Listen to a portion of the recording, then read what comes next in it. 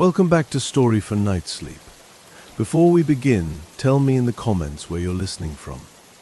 Now get comfortable, relax your body, and let's begin. Story 1. I did not see it first, and that detail is the only reason I lasted as long as I did. People who encounter things like this often want to believe they were selected, that something looked at them and decided. It gives shape to fear. It gives it a beginning. This did not begin with me. I was contracted to observe northern infrastructure degradation across a wide, lightly populated region. The work was dull by design. Dull work keeps you alive. You document roads that no longer lead anywhere. You photograph bridges that no longer cross water. You note forest access points that have not been used in decades.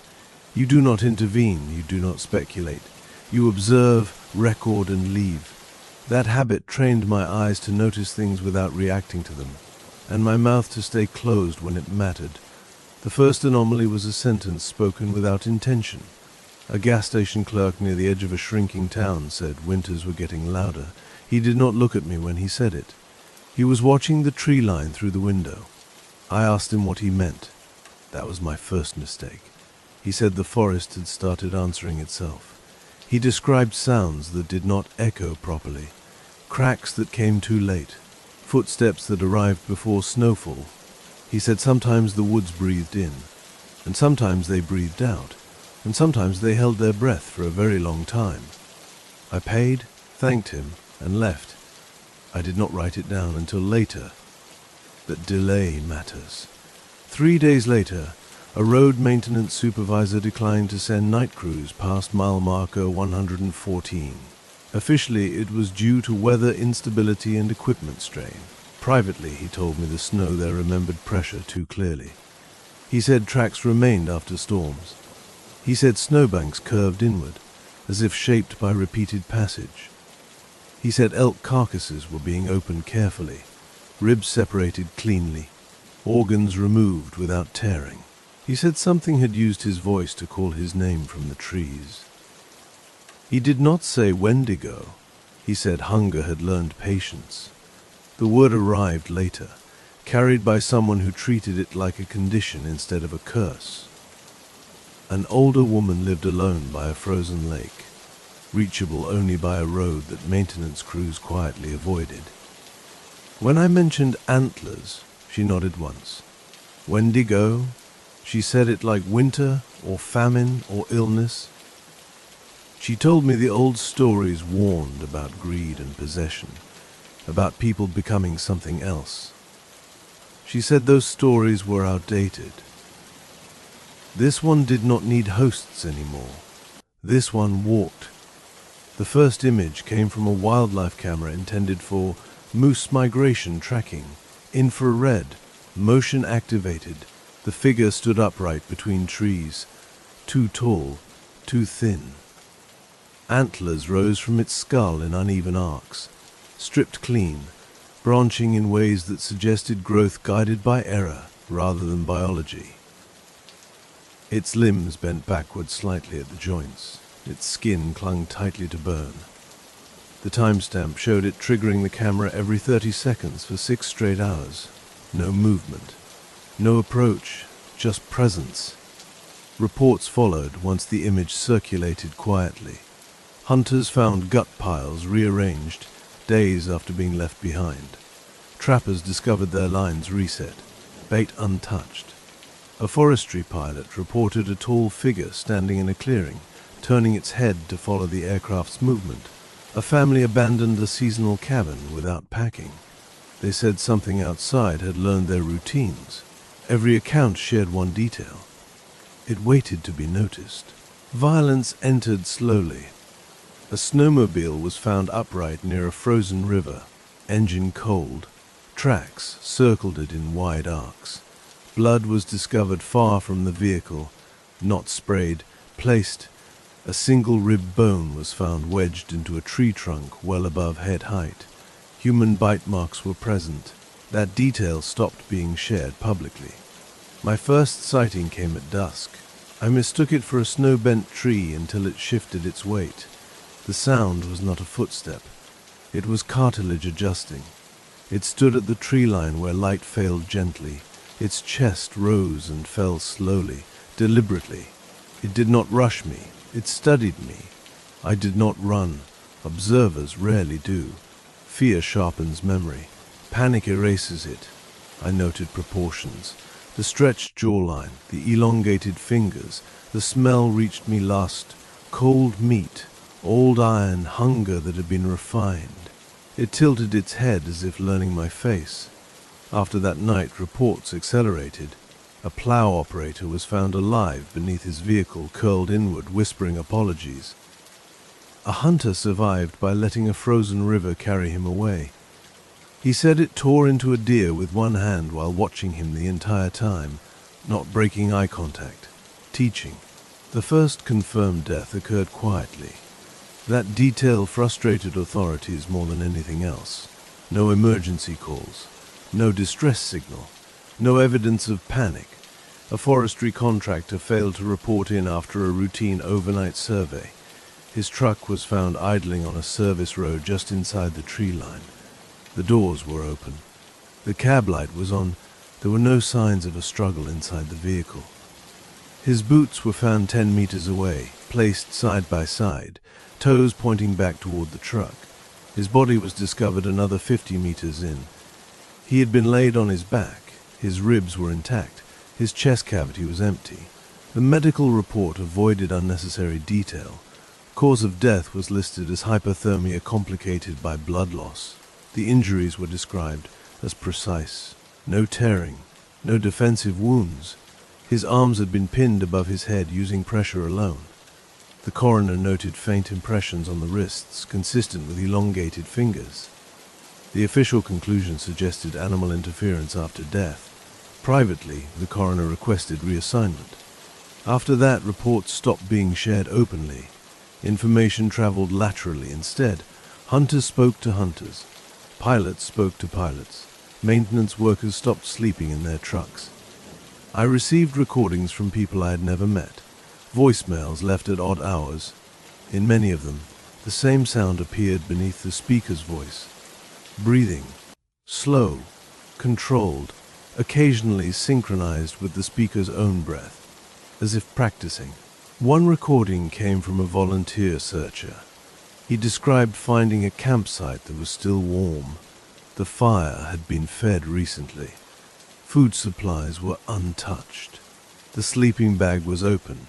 Footprints circled the site in wide arcs, stopping just beyond firelight. He said something had stood there for hours, watching, waiting for acknowledgement. When the camper finally noticed it stepped closer, that was when the screaming began. The survivor did not describe being chased. He described being escorted. He said it walked beside him through the trees, matching his pace. He said when he tried to run, it adjusted effortlessly. When he slowed, it slowed. When he cried, it waited. He said it only attacked when he begged it to stop looking at him. That was when it struck him across the legs, knocking him down. It did not continue. It wanted him to leave alone. Patterns emerged. The Wendigo did not kill everyone it encountered. It culled. Those who ignored it were watched longer. Those who reacted emotionally were tested. Those who documented, recorded, or tried to understand were treated differently. I realized then that it was not merely hunting bodies. It was refining behavior. Its physical violence became instructional. A logger survived an encounter with deep wounds along his back, evenly spaced. He said it used its claws to mark him while holding him still. He said it corrected his posture when he tried to curl inward. He said it leaned close and breathed against his ear until he stopped shaking.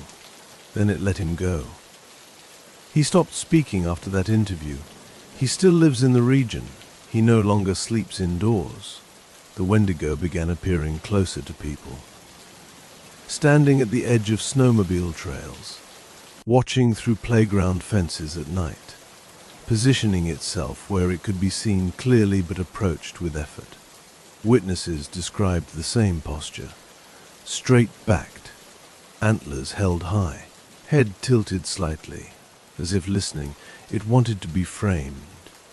It wanted to be observed.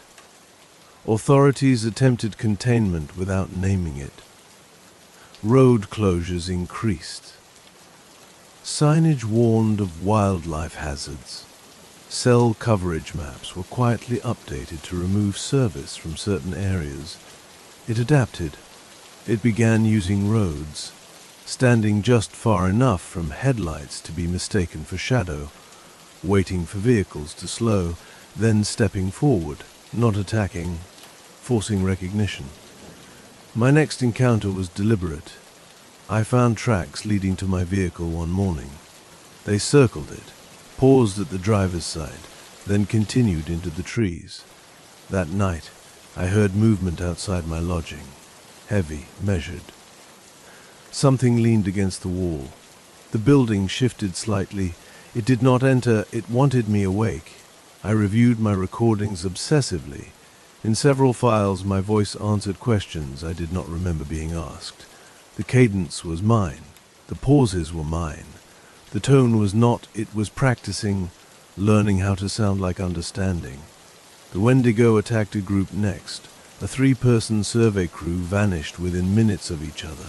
Their GPS units recorded abrupt stops, then long periods of stationary silence. When their remains were found days later, they were arranged, not piled, arranged. Each body faced a different direction, as if assigned viewpoints. One survivor emerged. He had been left intentionally. He said it killed the others while making him watch. He said it positioned him where he could not look away. He said it corrected his breathing when he panicked. He said it whispered concepts into his thoughts, not words, lessons. He told me the last thing it showed him a winter without people, forests reclaiming roads. Silence uninterrupted. It showed him hunger continuing anyway. Patient. Eternal. I understood then that violence was not its goal. Violence was its language. Fear was its grammar. Attention was its nourishment, and observation was consent. The Wendigo began using people, not as hosts, as instruments. That distinction matters. Hunters reported hearing arguments in the woods at night, familiar voices, known names, conversations that almost made sense. When they followed the sounds, they found nothing. When they turned back, something had moved closer. The Wendigo was learning how humans draw one another out. I received an audio file that was not meant for me. It had been sent to a local emergency dispatcher, but never logged. The voice was calm. It identified itself using the name of a missing man. It reported an injured hiker and gave precise coordinates. The dispatcher sent a response team. They found blood. They found drag marks. They did not find a hiker. The voice on the recording breathed once, softly, before disconnecting. Physical violence intensified after imitation began. Victims were no longer killed quickly. They were held. Witnesses described being restrained without pain at first. Hands pinned, heads turned, eyes forced open. The Wendigo wanted them to watch what came next. It fed slowly, deliberately, as if teaching the body how much it could endure before failing. A forestry team attempted to document it directly. High-resolution cameras, thermal drones, satellite uplinks. They tracked it for less than an hour before the feeds went dark. The last image transmitted showed it standing beneath the drone, looking up, one arm raised, not reaching, waving. Territory was established openly. Trees near mile marker 114 were stripped of bark in vertical lines. Symbols appeared carved into frozen ground. Not letters, not known markings. Repeating shapes that suggested boundaries. Those who crossed them were not chased. They were corrected. Broken bones reset improperly. Dislocated joints left untreated. The message was clear. Leave differently than you arrived. It learned schedules, school bus routes, shift changes, delivery times. It appeared where routines created certainty, standing still, forcing disruption. A bus driver stopped when she saw it ahead. Children screamed. The Wendigo stepped aside politely, watched them pass. It had learned mercy as intimidation. My third encounter was not accidental. I found my notes rearranged, recordings labeled in handwriting that mimicked mine imperfectly, some words misspelled, some phrases corrected. I realized it had been inside while I slept. It had not touched me. It had read. It began appearing in dreams reported by unrelated people. Always the same posture, always watching, always silent. Those who described the dreams reported waking with muscle soreness, as if they had been held still. One man woke with antler-shaped bruises pressed into his chest. No wounds, just impressions. An organized hunt was attempted. Firearms, spotters, thermal scopes. The Wendigo allowed them to surround it. Then it stepped forward. One hunter fired. The bullet struck bone. The Wendigo did not react. It closed the distance in seconds. 3 men died before anyone realized it had stopped pretending to move slowly. Survivors described its strength as disproportionate. Limbs torn free without effort, spines bent sideways, skulls crushed one-handed. It did not roar. It did not vocalize. It breathed calmly throughout, as if conserving energy. After the failed hunt, it punished the observers. Those who watched from afar found their homes marked. Antler scratches along door frames, windows fogged from the outside, breath patterns matching their own. It wanted acknowledgement. It wanted fear expressed. The Wendigo spoke to me again, not aloud. It showed me how it had learned from winters, from starvation, from watching humans eat one another socially long before physically. It said hunger was not absence, it was focus. It demonstrated restraint, killing only when necessary, wounding when instructive, letting witnesses live when stories would spread. I understood then that destruction would not end it. Silence might. But silence was impossible now. Disappearances increased. Entire cabins emptied overnight. Vehicles abandoned with engines running. Tracks leading into the forest and stopping abruptly. No sign of struggle. No sign of return. The Wendigo was not hiding them. It was collecting. I stopped pretending neutrality mattered. Observation had crossed into participation long ago. It knew my name. It used my voice in recordings sent to others. It was expanding its vocabulary, and it was not finished learning. The Wendigo stopped hiding its intelligence. That was the shift most people noticed, even if they could not explain it. It began appearing where it could be mistaken for help, standing near disabled vehicles, waiting at trailheads beside broken signage, watching from the edge of parking lots after storms. People who approached it reported the same thing. It did not move until spoken to. When it answered, it used the wrong voice, familiar, but misaligned. A husband's voice spoken too calmly, a friend's voice without regional inflection, a child's voice stretched into something careful and slow. Those who recognized the discrepancy survived longer. Those who didn't walked closer. False survivors began to appear. People who had been reported missing returned. They looked thinner, quieter. They avoided mirrors. They answered questions correctly but without hesitation, as if memory had been flattened into facts. They did not sleep. They listened. One such person stayed with family for 3 nights before leaving without explanation. Security footage showed the Wendigo standing across the street the entire time, watching the house, waiting. On the 4th night, the returned person walked outside. They did not look surprised. The Wendigo stepped forward. They walked into the trees together.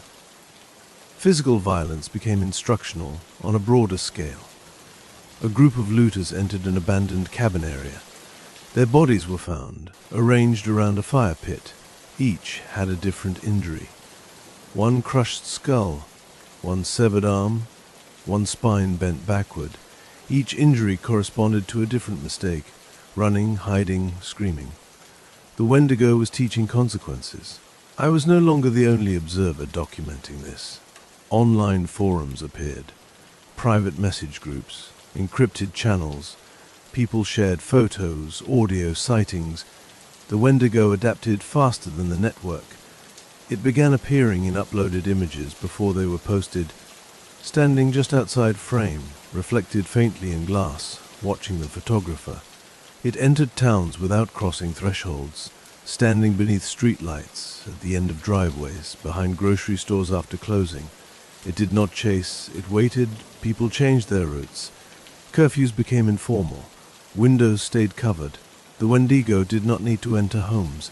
It had already entered routines. I realized it was learning social pressure. Groups that acknowledged it openly suffered less immediate violence. Groups that denied it lost people quickly. The Wendigo punished secrecy. Silence starved it too abruptly. Panic fed it inefficiently. Controlled fear sustained it. A town meeting was interrupted. Power failed. Emergency lights flickered on. Through the windows, antlers scraped gently against glass. No force, just contact. When the lights returned, it was gone. 2 attendees vanished on their way home. The Wendigo began replacing authority. False police voices over radios. False emergency instructions. False evacuation orders. Those who followed them disappeared. Those who questioned them were marked. Antler scratches appeared on vehicles. Claw marks along door frames. Not damage, signatures. My own voice was used publicly. A recorded warning circulated telling people to stay indoors. I had not recorded it. The phrasing was mine. The concern was not. People trusted it. That night, several houses were entered, not broken into entered, doors unlocked from the inside. I confronted it again, not physically, conceptually. I stopped recording, stopped documenting, stopped speaking publicly. Within days it appeared outside my lodging, closer than before. Its antlers brushed the roof. It leaned down to eye level. It was displeased. It showed me what happened to those who refused participation. Bodies left untouched, ignored, forgotten, starved of narrative. It showed me itself thinning without witnesses. Bones closer together, movements slower. It needed observers. It needed me. The violence escalated again. A family was found alive but immobilized. Tendons cut cleanly. They had been positioned facing outward through windows, forced to watch the forest. None survived the night. The Wendigo had used them as lenses. Trust collapsed. People stopped believing survivors. Returned loved ones were tested. Questions repeated. Memories checked. Any hesitation meant exile. The Wendigo watched these interrogations from the trees. It approved. It learned guilt. It learned how humans punish themselves more effectively than predators ever could. It let communities destroy their own cohesion. It only intervened when violence slowed. I understood then that it was no longer expanding. It was stabilizing, a balanced ecosystem of fear, enough violence to maintain attention, enough restraint to prolong it. The Wendigo spoke one last time that winter. It showed me a future where it did not need forests, where cities provided endless observers, where hunger never rushed, where stories kept it fed forever. I resumed recording. That decision sealed everything. It stepped back into the trees, satisfied. If you are listening to this now, understand this. The Wendigo does not want belief. It wants structure, routine, recognition. And once it learns you are capable of providing that, it will be very careful with you. The first systems to collapse were not the obvious ones. Power stayed on. Roads remained plowed. Emergency lines continued to function. What failed was coordination. Dispatchers stopped trusting their radios. Crews ignored calls unless confirmed in person. Medical staff refused transfers after dark. The Wendigo did not attack infrastructure. It attacked certainty. A regional blackout occurred anyway. Not everywhere. Only in pockets. Power stations reported no faults. Lines were intact, yet entire blocks went dark at once. Residents reported seeing antlers silhouetted against unlit windows. The power returned only after someone acknowledged it aloud. The plan to starve it began quietly, no broadcasts, no announcements. Witness networks dissolved themselves, forums went offline, recordings were deleted, people stopped talking. For a brief period, violence slowed, disappearances dropped. The Wendigo grew restless. It responded by escalating physical presence, standing in intersections, blocking roads with its body, leaning against buildings until foundations creaked. People could not ignore it without consequence. Those who refused to look were taken. Those who looked too long were corrected. Starvation was not working. Mass disappearances followed. Entire apartment floors emptied overnight. Vehicles abandoned mid-commute. Hospitals lost patients from secured wards. No signs of forced entry. No alarms triggered. The Wendigo had learned access. Survivors described being gathered, not chased, collected, led through snow in orderly lines. The Wendigo walked behind them, guiding, correcting posture, ensuring silence. It was building something. The holding site was discovered accidentally, a remote quarry long since filled with ice. Bodies arranged along the walls, alive, barely. They were positioned to face inward, toward the center, where the Wendigo stood, watching them watch it, feeding without touching. A rescue attempt failed within minutes. The Wendigo did not flee. It moved through the team faster than comprehension. Limbs removed with single motions, necks broken mid-sentence. Those not killed were immobilized, left facing the quarry, to understand what they'd interrupted. The survivors were released intentionally. Each carried identical injuries, clean cuts behind the knees. They could walk, but not run. They were allowed to speak. They spread the story faster than any recording ever could. I realized then that starvation was impossible. The Wendigo had diversified. Fear, witness, rumor, absence, even silence had become a kind of attention. It no longer required density, only continuity. It began choosing representatives, people spared repeatedly, marked but untouched. They developed habits, standing still during encounters, avoiding eye contact, speaking calmly. The Wendigo mirrored them. These people lived, others did not. One representative was interviewed on local radio. He spoke carefully. He said the Wendigo respected composure, respected observation without panic, respected those who did not beg. That night, the station burned. No accelerant, no suspects. The Wendigo stood nearby, unmarked. Violence became ceremonial. Deaths occurred at intervals, enough to reset fear, never enough to collapse the population entirely. Bodies were left where they would be found, displayed without excess. The Wendigo had perfected moderation. I attempted to leave the region. Every route redirected me back. Roads closed unexpectedly. Vehicles stalled. Weather shifted locally. The Wendigo appeared each time, patient, waiting for me to stop pretending departure was possible. When I accepted that I was not leaving, it stepped closer. It did not threaten, it reminded. It showed me all the moments where my observation had sharpened it. My recordings, my silence, my resumption. I had fed it carefully. It offered a choice. Not survival, participation. Continue documenting in controlled ways. Help regulate fear, prevent excess, or step away entirely and be forgotten. I understood what forgotten meant. I chose regulation. The violence decreased slightly. Targeted. Predictable. The Wendigo responded positively. It listened, adjusted. It had always wanted structure. Communities stabilized under quiet rules. No travel at night. No calling out into darkness.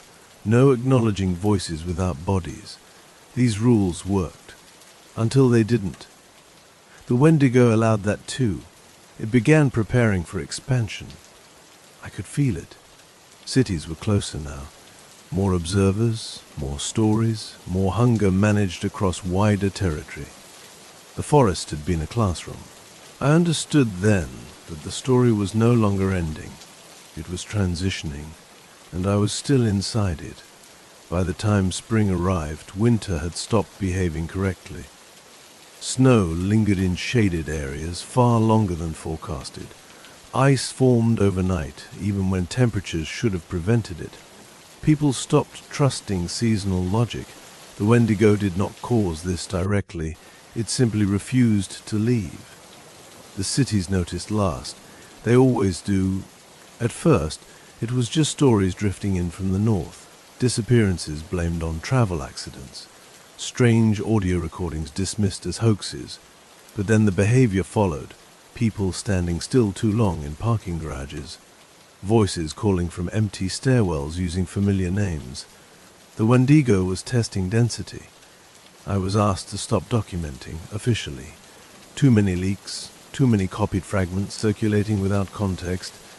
But the Wendigo did not want silence. It wanted curation. It wanted a shape to the narrative. Uncontrolled fear was wasteful. The first confirmed city encounter was brief. A security guard saw it standing between two buildings at dawn. Antlers scraping brick, its body half lit by reflected glass. He raised his radio. The Wendigo raised one hand, not threatening, pausing him. The guard lowered the radio. He survived.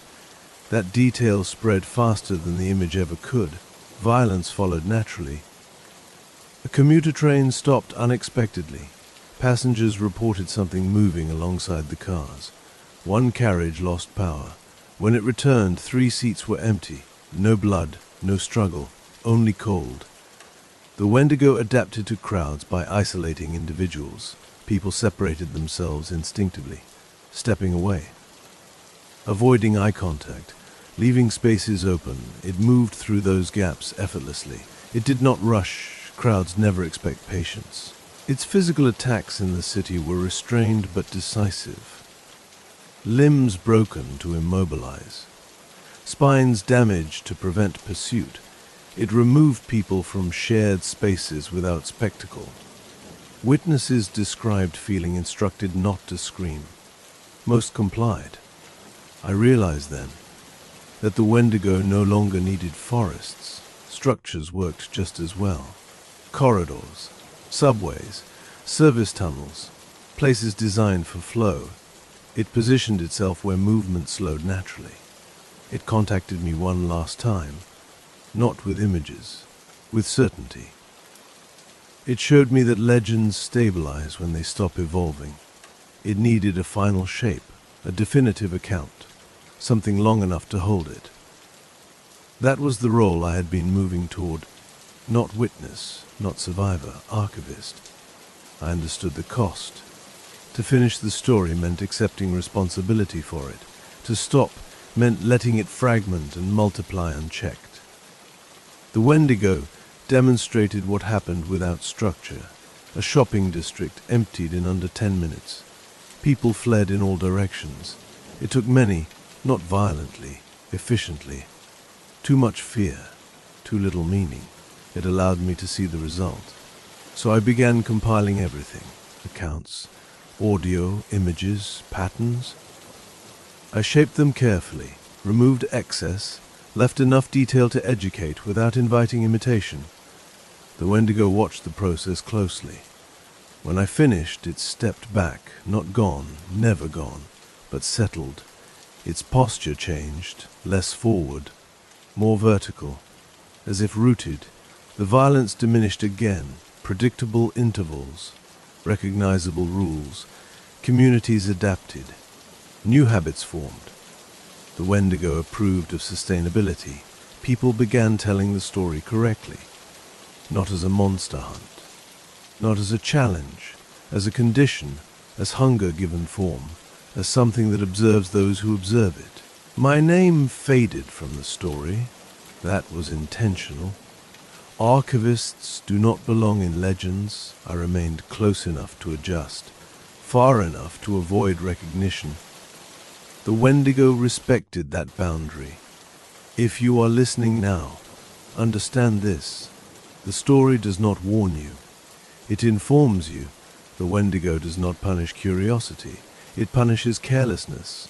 Do not call out into the dark. Do not follow voices without bodies. Do not stare too long without purpose. Observation is acceptable. Fixation is not. The Wendigo still starves, correctly, slowly, patiently. It has learned that hunger lasts longer when managed, and now that you know its shape, its rules, its posture, it knows something about you as well. Not your name, not your face, only that you were willing to listen. That is usually enough. Story 2. I'm not telling this story because I want to. I'm telling it because enough time has passed that pretending it never happened no longer feels like survival. When it began, I did not know I would live through it. When it ended, I understood that living was not the same thing as escaping. People think La Llorona is a ghost that appears suddenly. She is not. She arrives gradually, the way moisture does, unnoticed until everything is damp and ruined. Years ago, before the disappearances had a name, I worked in municipal flood management. My job involved riverbanks, overflow channels, storm drains, and retention basins. Places where water moves slowly and people stop paying attention. Every city has these spaces.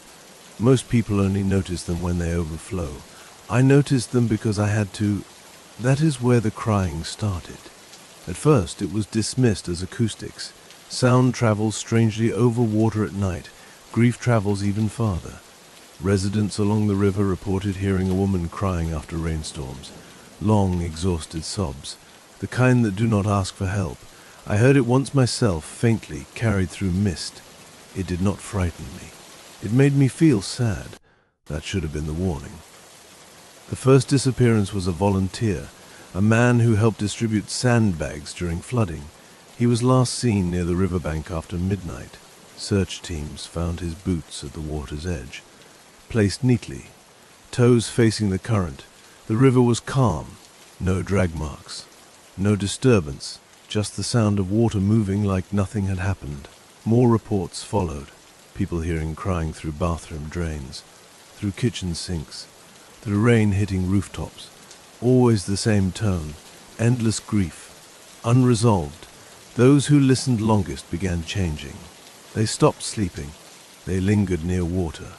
They described dreams of standing ankle-deep in rivers that never reached higher, no matter how long they waited.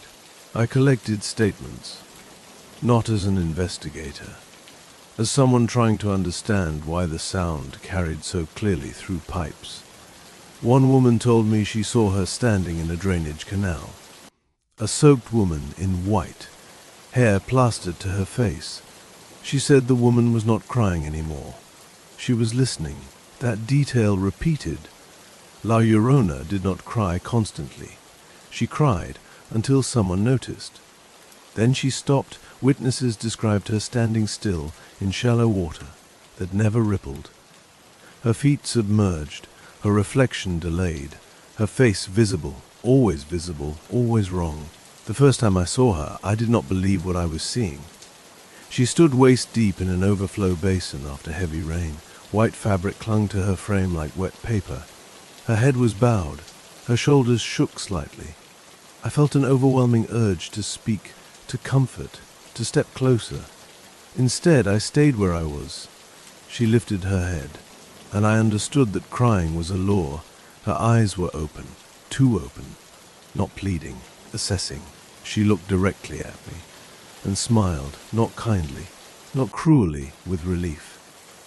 After that night, the crying followed me, not constantly, only when water moved, showers, toilets, rain gutters, always distant, always familiar. I stopped using the sink at night. I stopped standing near open drains. Others were not as careful. Those who approached her did not vanish immediately. That is another thing people get wrong. She followed them home. She entered through plumbing, through condensation, through dripping faucets. Victims reported hearing her voice inside walls, not words. Sobbing, endless, inescapable. They began losing time. standing in bathrooms without remembering how long they had been there, finding wet footprints that did not match their own, seeing a soaked woman reflected briefly in mirrors behind them, always behind, always patient. The next disappearances happened near water again, storm drains, rivers, canals. Bodies were never found, but belongings were, phones left on riverbanks, still playing recordings of crying, not hers, theirs. I realized too late that La Llorona was no longer searching for her children.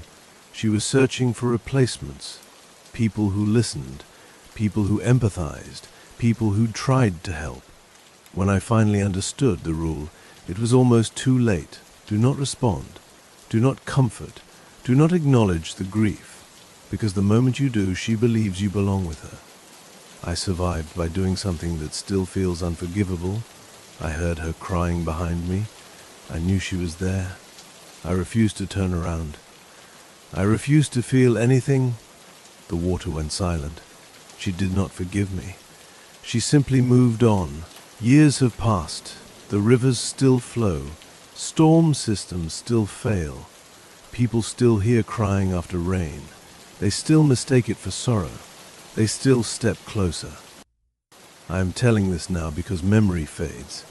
And when it fades, empathy returns. That is when she comes back. After the first cluster of disappearances, the city stopped using the word missing. They called them water-related incidents. It sounded safer that way. It also allowed everyone to avoid asking why people were vanishing miles from open rivers inside apartments that had never flooded. La Llorona adapted faster than we did. She learned pipes, not how they worked, how they listened. Older buildings were hit first, the kind with narrow plumbing and constant pressure fluctuations. People living there described the same thing. Water would run without being turned on. Drains would echo longer than they should. And, beneath it all, that crying. Softer now, more intimate, as if she was already inside the walls. I interviewed a maintenance worker who refused to go near the basement anymore. He said he heard a woman crying from inside a sealed concrete drain, not echoing, speaking directly. He said she used his name. I checked the building records. No one outside his family knew it. People began sleeping away from bathrooms, couches, cars, friends' houses. It didn't matter. If water followed them, she did too. Rainstorms became events. People stayed awake, listening, terrified of recognizing her voice the way you recognize someone you love calling from another room. One man recorded her. He left the audio file with me before he disappeared. At first it sounded like nothing but water and static. Then slowly the sobbing became clear, not loud, close, breathing between cries. I noticed something else. She wasn't crying alone. Someone was crying back. That was the pattern. La Llorona did not drown people immediately. She wore them down. Victims began mimicking her grief without realizing it. They cried in their sleep. They whispered apologies to empty rooms. They stood ankle-deep in bathtubs without remembering turning the water on. The first confirmed death inside a home was ruled an accident. A woman found face down in her bathtub. No signs of struggle. No flooding. Just water in her lungs and an expression of relief frozen on her face. Her neighbors reported hearing crying through the pipes all night. They thought it was her. It wasn't. Witnesses started seeing La Llorona more clearly. Not briefly, not in reflections. She stood at the ends of hallways, in door frames dripping onto carpet. Her dress soaked through, leaving water stains that never dried. Her feet never lifted when she moved. She glided, dragged, waited. Her face changed depending on how long you watched. At first, she looked human, grief-stricken. Then wrong details emerged. Eyes that reflected light like deep water. Skin pulled tight, as if swollen from immersion. A mouth that opened too far when she cried, always crying downward, always toward the floor. Those who spoke to her did not scream. They apologized. They asked her what she needed. They promised to help. That was the moment she stopped crying. That was when she stepped closer. I nearly lost myself that way. One night, after weeks without sleep, I heard her clearly in my apartment bathroom, not distant, right behind the shower wall, crying like someone who had been there for a long time. Waiting. I stood with my hand on the door handle. I remember thinking that no one should grieve alone. That thought almost killed me. The crying stopped. I felt her attention shift. The air became damp, cold, heavy. I did not open the door. I sat on the floor and covered my ears until morning. When I checked the bathroom later, wet footprints led from the drain to the doorway. They stopped inches from where I had been sitting. Others were not as lucky. People were found standing in flooded basements long after storms had passed. No water source. No explanation. Just bodies held upright, as if something beneath the surface refused to let them fall. Their faces were always turned toward the sound. The city installed barriers, grates, cameras. It didn't matter. La Llorona did not need access. She only needed attention. Every warning sign, every public announcement, every whispered retelling made her stronger. I realized something terrifying. She didn't follow water. Water followed her. Condensation formed where she lingered. Pipes burst without pressure changes. Rain fell in localized sheets around sightings. She was not haunting rivers. She was turning everything into one. I began tracking survivors instead of victims. There were very few. All of them shared one thing. They stopped listening. They refused to respond. They trained themselves to ignore crying, no matter how human it sounded. Most of them hated themselves for it. That was the price. La Llorona noticed me again after I started documenting survivors. She appeared farther from water, at intersections after rain, at bus stops, standing barefoot on dry pavement, dripping anyway, crying softly, eyes locked onto passing strangers, testing who would look back. I knew then that she was expanding, no longer bound to rivers, no longer searching, she was harvesting, and I was still close enough to hear her. There is a point in every haunting when silence becomes more frightening than sound. For La Llorona, that point came when she stopped crying altogether. People reported seeing her standing motionless near water sources, mouth closed, eyes fixed, as if she had learned that grief no longer needed to be announced. She had enough listeners. Now she wanted witnesses. The first time she spoke clearly was during a group sighting. 5 people gathered near a drainage canal after heavy rain, drawn there by reports online. They believed exposure would weaken fear. They believed wrong things. Security footage showed her standing in the canal, water unmoving around her legs. When one of them asked if she needed help, she answered, not loudly, calmly. She said, "You hear me." The footage cut out seconds later. 3 bodies were found downstream days later. 2 were never recovered. Survivors said she did not touch them at first. She walked among them, dripping, listening to their breathing, choosing. Her voice was not ancient. It did not echo. It sounded like a woman who had cried herself empty and had nothing left but memory. She asked questions. Simple ones. "Do you hear me? Will you stay? Why did you stop listening?" Those who answered did not leave. I joined a small group of survivors who communicated quietly, offline. No recordings, no names. We shared patterns. La Llorona appeared more often to those who felt guilt, parents, caregivers, people who had failed someone once and never forgave themselves. She could sense it. She used it. Physical violence began when resistance appeared. One survivor described her grip, cold, impossibly strong, hands that smelled of river silt and rusted metal. She did not thrash victims. She held them under gently, firmly, as if calming a child. Drownings increased without water, people found with lungs filled, floors dry, basements untouched, Doctors could not explain it. I could. She brought the river with her. She pressed it into them. She began appearing during daylight, not often, just enough to remove doubt. Witnesses saw her standing knee-deep in fountains, public pools, construction runoff, always crying silently now, tears streaming, no sound, waiting for someone to ask why. The survivor network collapsed after one of us broke the rule. He tried to help her. He believed compassion could interrupt the cycle.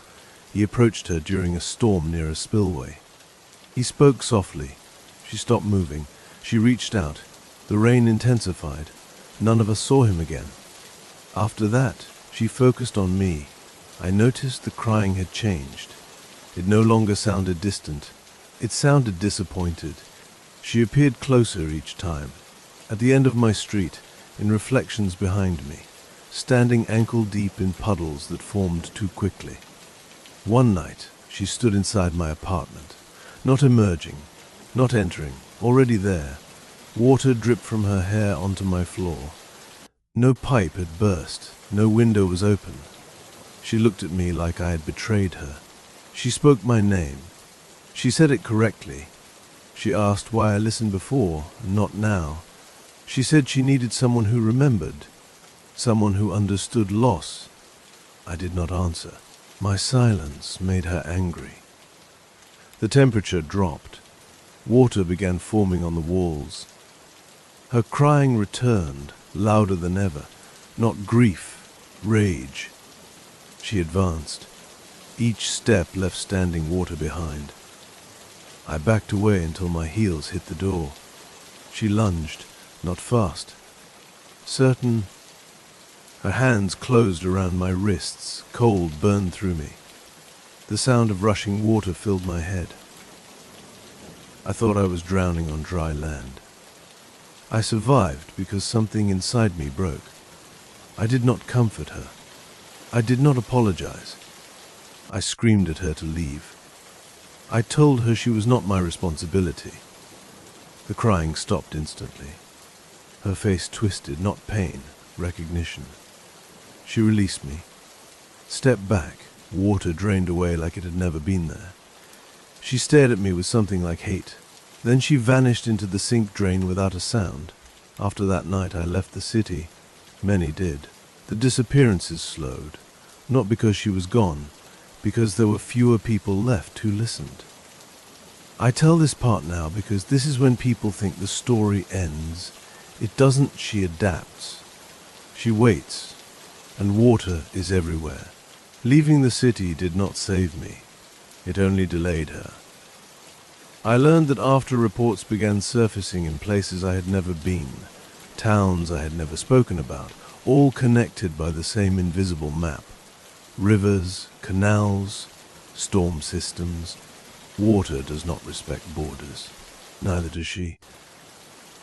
The sightings followed flood seasons, places hit by unexpected rainfall, areas with aging infrastructure, communities already strained. La Llorona appeared where attention was divided and grief was common. She did not cause disasters. She nested inside them. Entire neighborhoods reported hearing crying after storms. Not one voice.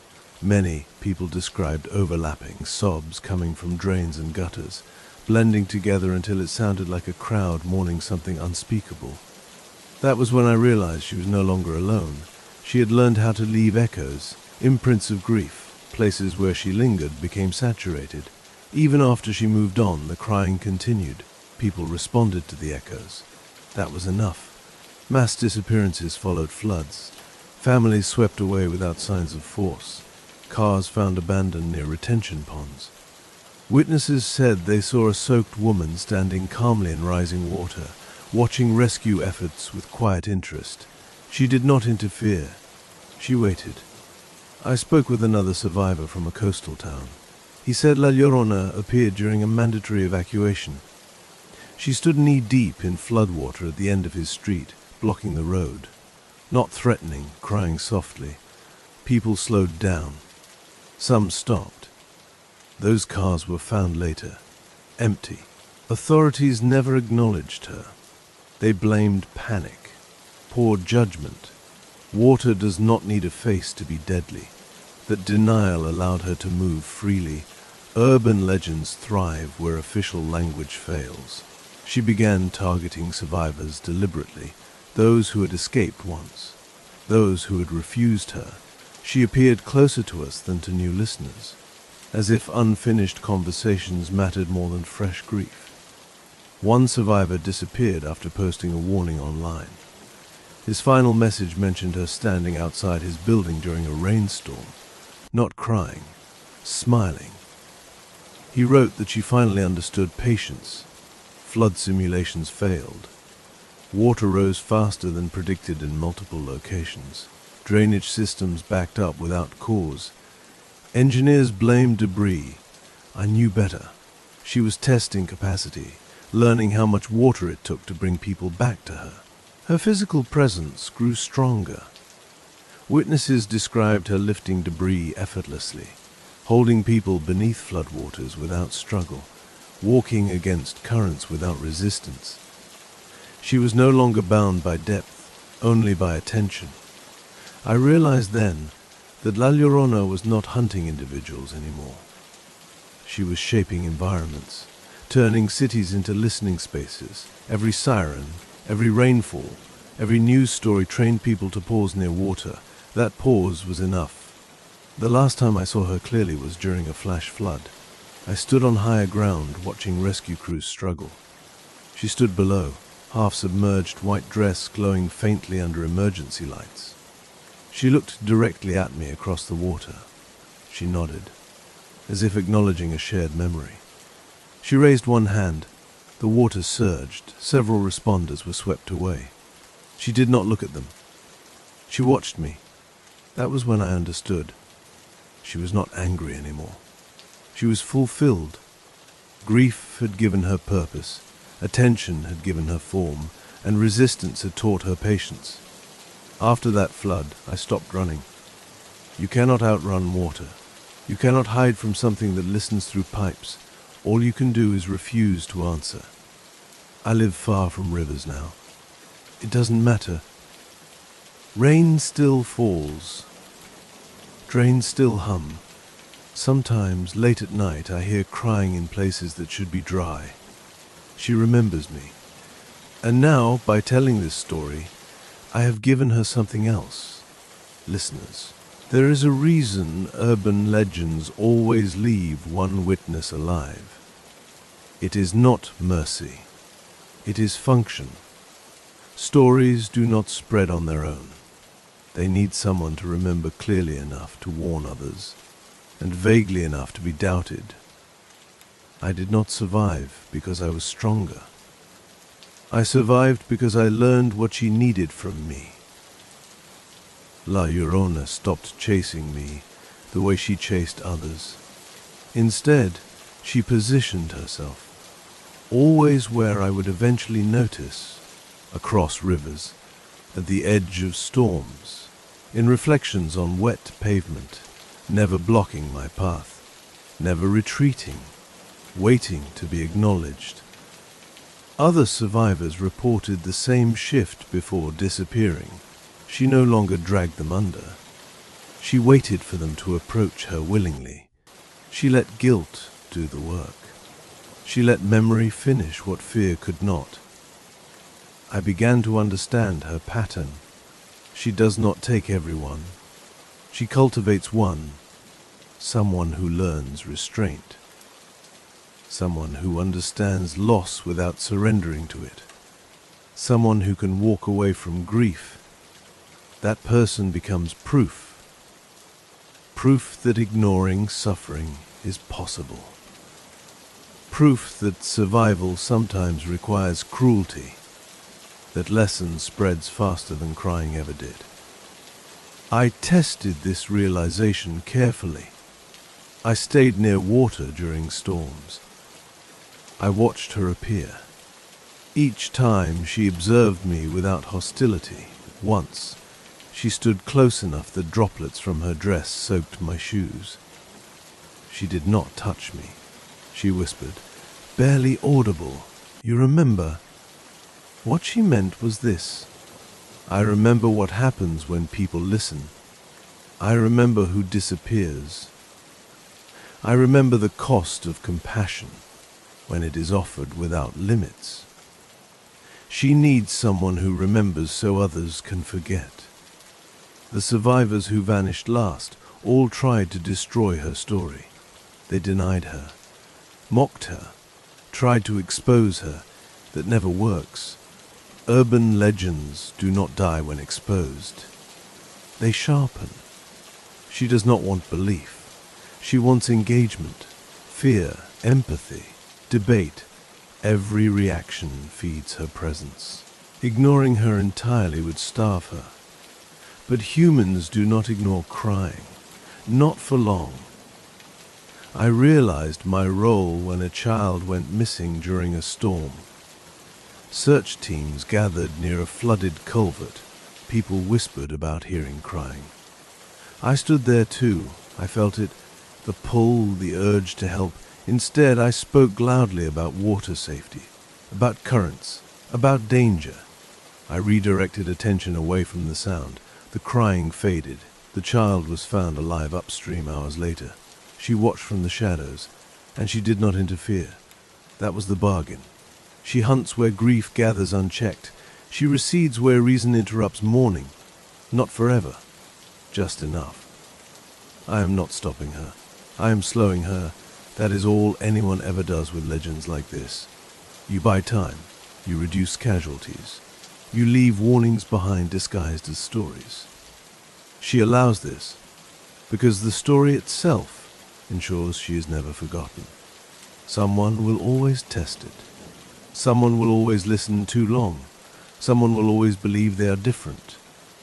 I still dream of water, of standing ankle deep in a river that never rises, of hearing crying behind me. In the dream, I never turn around. I wake up exhausted, alive. If you are listening to this near water, do not look for her. If you hear crying, leave. If you feel sympathy, remind yourself that grief can be contagious, and not all who mourn deserve company. She is still there, not angry, not desperate, patient, waiting for the next person who believes listening is kindness. And when that person disappears, someone else will survive. Someone else will tell the story, because La Llorona always leaves one behind. People always ask where La Llorona came from. They want an origin that can be pinned to a year, a river, a single crime, that is comforting. It suggests an ending. There is no single beginning, only a pattern that learned how to repeat itself. Long before I heard her, people drowned quietly. Mothers lost children to floods. Families waited by rivers that never returned what they took. Grief collected in places where water slowed. Stories formed, not to explain the loss, but to give it a voice. La Llorona is not the grief. She is what grief becomes when it is answered too often. Every time someone stopped to listen, something shaped itself. Every time someone said they were sorry, something leaned closer. Empathy gave her outline. Attention gave her weight. Memory gave her patience. She did not kill her children once. She has been losing them forever. That is why she targets listeners. Not because they are weak, because they are open, because they believe presence can heal absence, because they mistake witnessing pain for easing it. She does not punish cruelty. She consumes compassion without boundaries. The final confrontation did not happen during a flood. It happened during a drought, months without rain, dry riverbeds, silent drains. I thought she might finally fade. I was wrong. I found her where water used to be, standing in cracked earth, dress still soaked, dripping into dust that should have absorbed it. She looked smaller then, not diminished, concentrated. Her crying was gone. She no longer needed it. She spoke once, not to lure, not to threaten. She asked if I was tired. I was. She said I could rest, that she would take over, that I had done enough.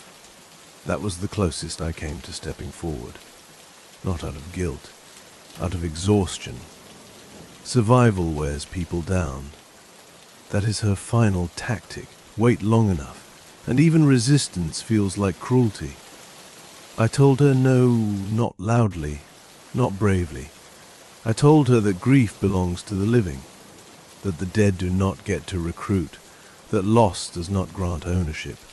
For the first time, she looked uncertain, not angry, not wounded, confused. She stepped back.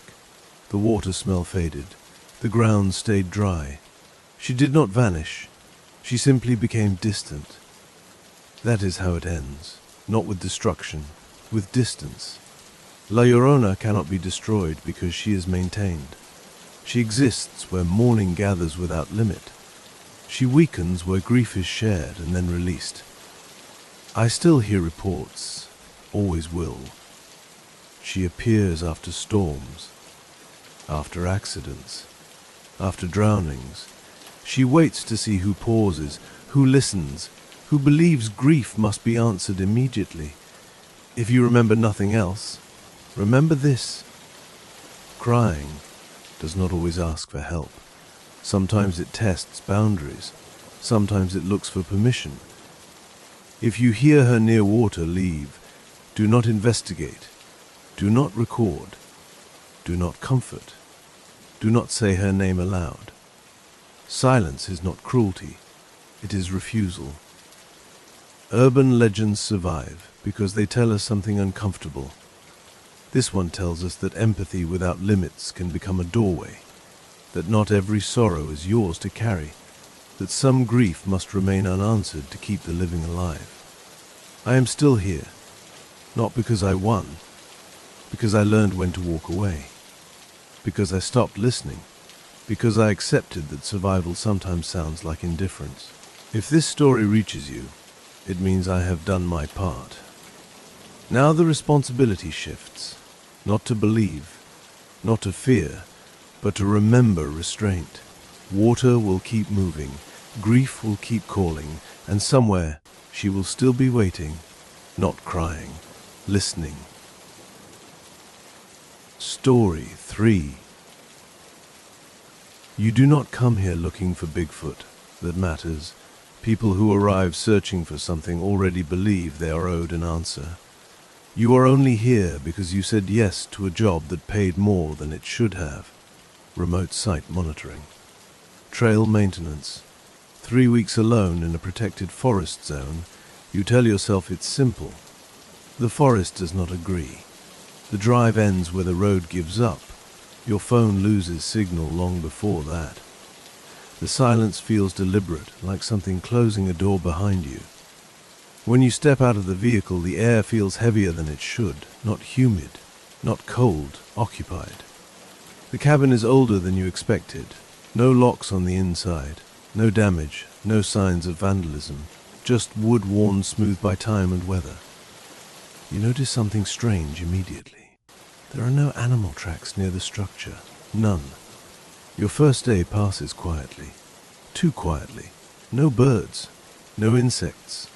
Wind moves the canopy, but nothing moves underneath it. You work, you eat. You tell yourself the quiet is peaceful. At dusk you hear the first sound, a single knock, deep. Wood on wood, far enough away to be uncertain, close enough to be intentional. You wait, you tell yourself it's a branch falling. Then it happens again. 3 knocks, slow, evenly spaced, not random, not natural. You realize something unsettling. The sound came from your left. The second set comes from your right. Night falls faster than you expect. The forest darkens not by dimming, but by closing. Your flashlight feels weak here. Every beam ends too soon. That's when you hear footsteps, heavy ones, not crashing, careful, matching your pace exactly. You stop walking. The footsteps stop. You turn, nothing. But the feeling does not go away. You are not being hunted. You are being observed, measured. Inside the cabin, You bolt the door out of instinct. The sound echoes too loudly. You regret making it. Minutes pass, then hours. You start to relax. That's when something brushes the side of the cabin. Not scraping, not bumping. A hand, large, slow, testing. You hold your breath. The pressure shifts upward like fingers exploring the logs. Then it stops. No footsteps retreat. No sound of departure. Just absence, which is worse. Sleep comes in fragments. You dream of standing trees watching you back. You wake to a smell, earthy, wet, animal, not decay, breath. Morning brings relief. Light always does. You step outside and freeze. Your gear has been moved, placed neatly in a line, not stolen, not damaged, returned, organized closer to the tree line than where you left it. That's when you notice the footprints, bare, massive, pressed deep into the soil like the ground gave way willingly. They stop 10 feet from the cabin. They do not approach closer. They never cross an invisible boundary. You consider leaving. The thought feels premature, embarrassing. You tell yourself fear makes patterns out of nothing. The forest listens while you lie. That afternoon you hear breathing, not behind you. Above you, slow and controlled, something shifts in the branches without disturbing leaves. You never see it, but you know you are no longer alone here. You never were. As night falls again, the knocks return. Closer, one, a pause, two, pause, three. A pattern meant to be understood. You realize something too late. It isn't trying to scare you away. It's waiting to see what you do next. You wake before dawn without knowing why. No sound wakes you, no dream ends. Your body simply decides that sleeping is no longer safe. The cabin is darker than it should be, not night dark. Block dark, something large is between the cabin and the moonlight. You stay still, the floor creaks anyway. Outside, breathing pauses, not startled, interested.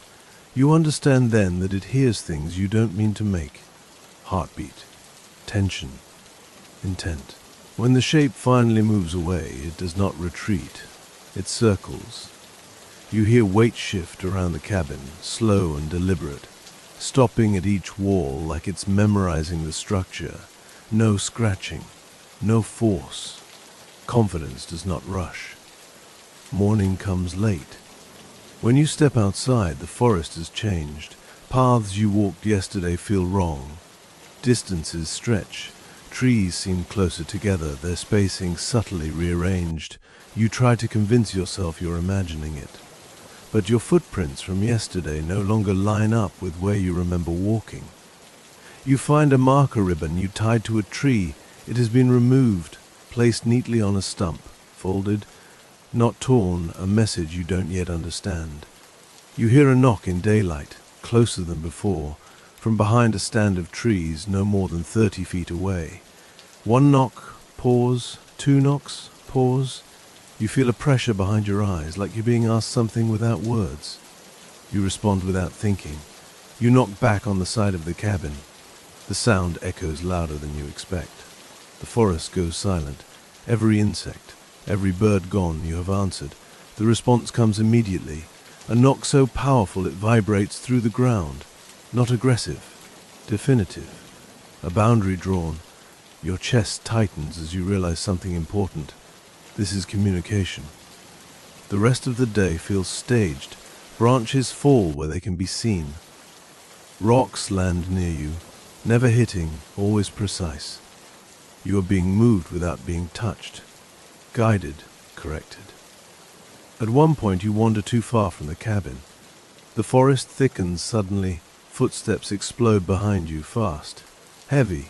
You spin just as something crashes through brush 20 feet away, stopping instantly. You never see it, but you feel the warning. Do not go there.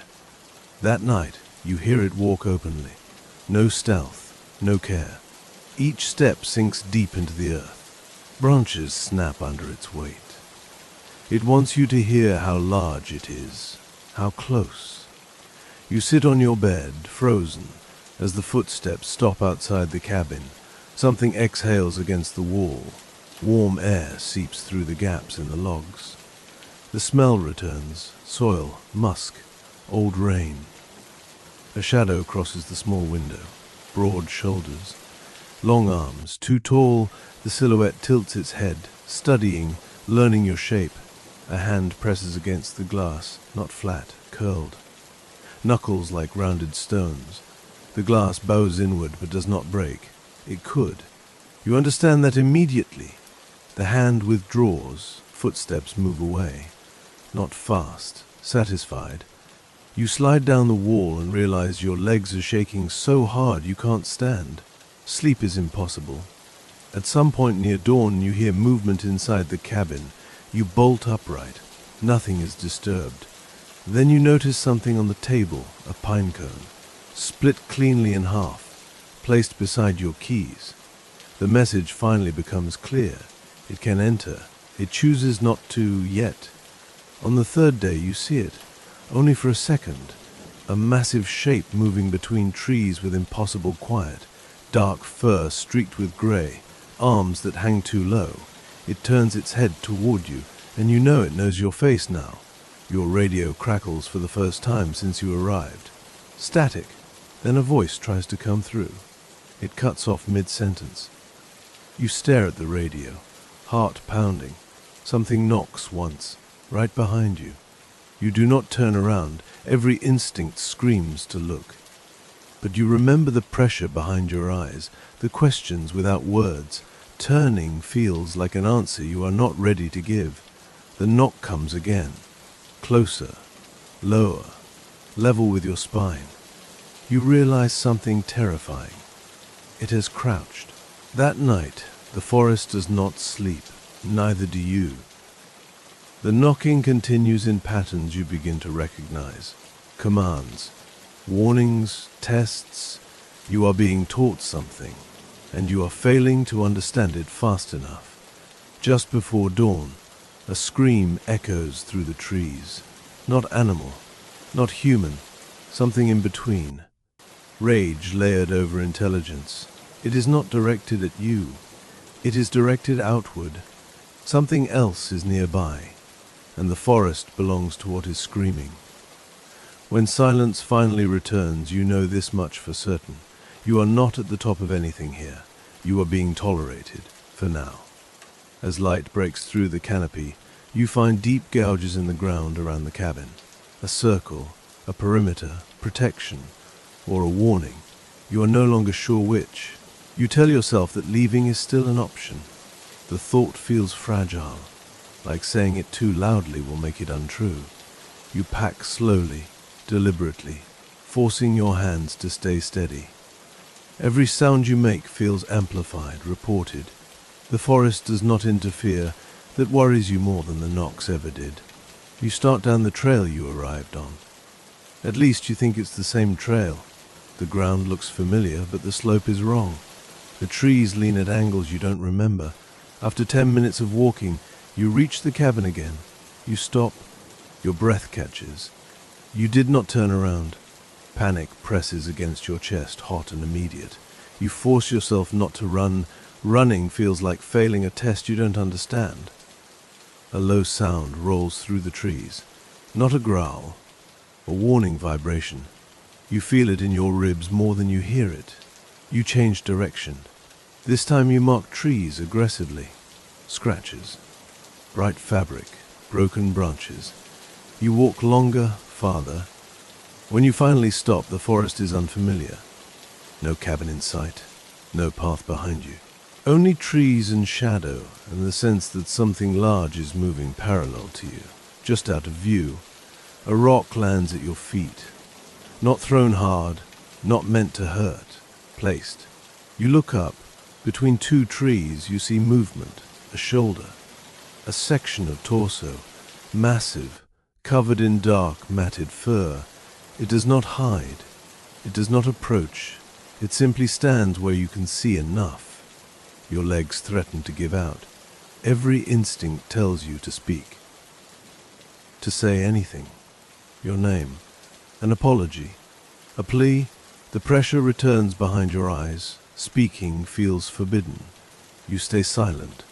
The shape shifts, satisfied. It steps into clearer view, not fully, never fully. You see the length of its arm, muscle layered thick beneath hair, hands too large, fingers curling slowly, deliberately. This is not an animal displaying fear. This is intelligence choosing restraint. A second shape moves deeper in the trees. Then a third. They do not surround you. They form distance, spacing, positions. You realize you are not facing one creature. You are inside a boundary. The forest explodes with sound. Branches snap violently to your right. Something charges through undergrowth and stops short, deliberately loud. Another crash answers from the opposite direction. They are not attacking. They are demonstrating reach. Your body reacts before your mind does. You drop to your knees, not in surrender, in instinct. The noise stops. The forest exhales. You have done something correct. A massive foot steps into view, bare, broad, pressed deep into the soil. Then another. The main shape advances just enough for you to understand scale.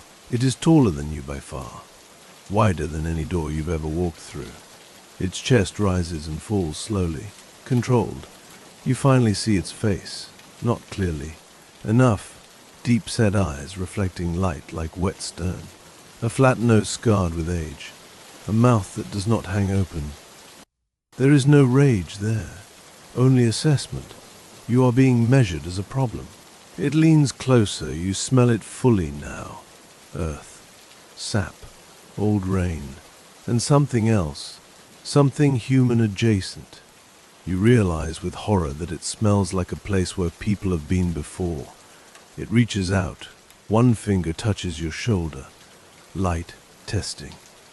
Your body locks, the finger withdraws.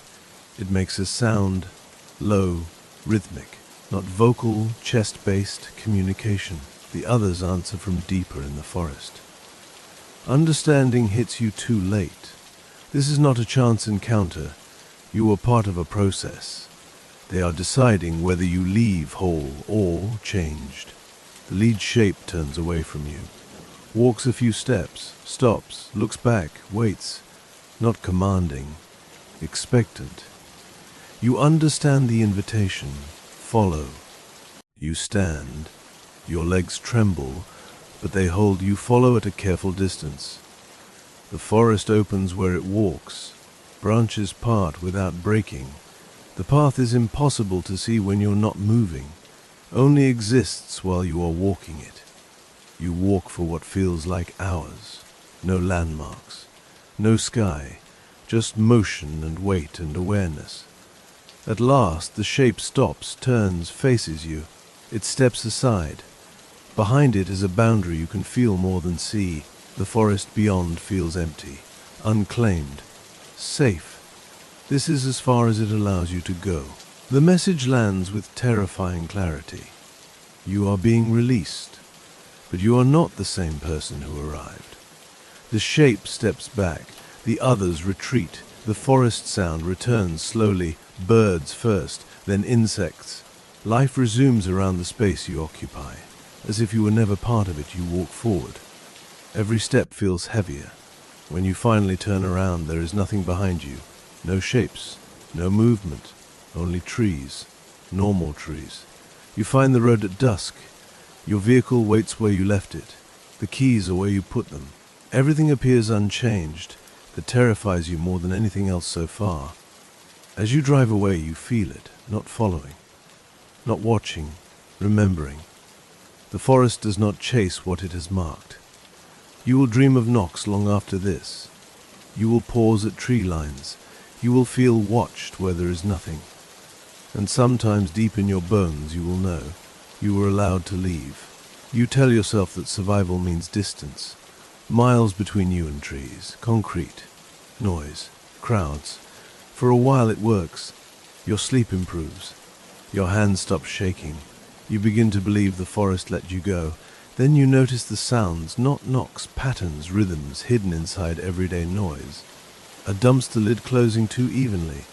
Construction equipment striking metal 3 times, spaced just right. Your body reacts before your mind does. You flinch, you count. You start avoiding parks, then streets with too many trees, then anywhere quiet enough to hear yourself think. The forest is no longer a place, it's a frequency. Proof arrives when you are not looking for it. A stranger stops you outside a grocery store. They ask if you've been to that forest. They don't name it. They don't have to. Their eyes look the same way yours do in mirrors now. Tired, alert, marked. You do not exchange details. You don't need to. Survivors recognize each other without words. The stranger says only one thing before leaving. It let you walk, didn't it? The dreams change. You are no longer being chased. You are walking paths that open only when you step forward. You wake with dirt under your fingernails. You do not remember leaving your apartment. You return to normal life badly. Work feels artificial. Conversations feel loud and meaningless. People complain about things that do not matter. You learn how fragile human authority really is. You have seen what enforces boundaries without permission. The forest begins calling softly, not with sound, with familiarity. You catch yourself staring at tree lines for too long. Your feet angle toward green spaces without conscious thought. Something in you remembers the rules now. One night you hear a knock on your apartment wall. Not loud, not aggressive. 3 knocks, evenly spaced. Your heart stutters. The city is silent outside. Too silent. You do not respond. You sit on the floor, back against the wall, breath shallow. The knock comes again, lower, heavier, impossible through concrete. A shadow crosses your window, too tall, too broad. You are 5 stories up. Your brain tries to reject what your body accepts immediately. The forest has learned your world. The knock stops. The city noise returns abruptly. Cars, voices, sirens. You are left shaking, staring at a wall that looks unchanged. But something is different. The boundary moved. You stop sleeping near windows. You keep lights on. You begin mapping escape routes through buildings the way you once did with trees. Old instincts, still useful. Another survivor contacts you online. They share a photo, a massive handprint pressed into wet concrete near a construction site. No distortion, no trick. Just scale. You don't respond. Acknowledgement feels dangerous. The final invitation comes quietly. A letter, no return address, just coordinates. Deep forest, different state, same pattern. Someone wants you back there. Something. You burn the letter. The smell of ash reminds you of old campfires. The next night, the knocks return, closer, not angry, patient. You understand now. The forest doesn't reclaim everyone. It reclaims those who learn too much, those who can hear its language, those who know when to kneel. You stand at a crossroads, return and disappear, or stay and carry the weight. Neither feels like winning. You choose to stay, to live half awake, to warn without explaining, to keep distance from trees, to never knock back. Some nights you swear you hear footsteps on rooftops, measured, heavy, passing over you like you are beneath a trail. You do not look. Looking feels like consent. You understand now why Bigfoot stories never end with bodies, why there are no clear photos, why witnesses sound unstable. They are allowed to speak, but only vaguely. The forest is not hiding, it is filtering, and you pass through once. You will never go back, but part of you already has, and it is walking calmly between trees that open for it. When you hear knocks now, you do not fear them. You listen, you do not answer. That is the rule you learned. The forest knows where you are. It always has. You begin to notice what's missing. Not objects. Not time, ease. You move through the world alert now, every step measured. Crowds make you uneasy because they dull awareness. Silence makes you uneasy because it sharpens it. There is no place where you fully rest. People comment on how you've changed. You stand too still. You listen too long before responding. You watch exits. They ask if something happened to you. You say no. That answer feels dishonest and dangerous at the same time. The forest did not give you fear. It took something else. You no longer feel small in the way humans usually do. You have stood beneath something older and been spared. That knowledge settles into you like bone. You start noticing patterns others miss. Hiking forums that go quiet overnight. News stories about lost time near national parks. Photos posted and deleted within minutes. You recognize the signs. You never comment. Interacting feels like pointing. One evening, you hear knocking again. Not at your wall, inside your chest. A familiar rhythm that makes your pulse hitch. You realize with a strange calm that it is not calling you back. It is checking if you still remember. You pass the test by doing nothing. The feeling fades. Something like approval settles over you. You don't feel relief. You feel claimed. Another survivor reaches out months later. They say they're thinking of returning. They believe the forest wants to explain. You tell them not to go. They don't listen. No one who asks ever does. They disappear quietly. No headlines, no search parties, just a profile that stops updating. You mark the date without knowing why. You add it to a list you never meant to start. You begin to understand the exchange. The forest does not kill indiscriminately. It selects. Those who resist become warnings. Those who submit become something else. Those who leave carry the memory like a scent. Sometimes when you stand near trees, you feel it again. That widening of space, that subtle rearranging of paths. You step back immediately. You are not invited anymore. You are tolerated at a distance. The guilt creeps in slowly, not survivor's guilt. Steward's guilt. You know something others don't. You could warn them, but warnings turn into invitations. Every detailed story sharpens curiosity. You learn to be vague on purpose. You become careful with language. You avoid names.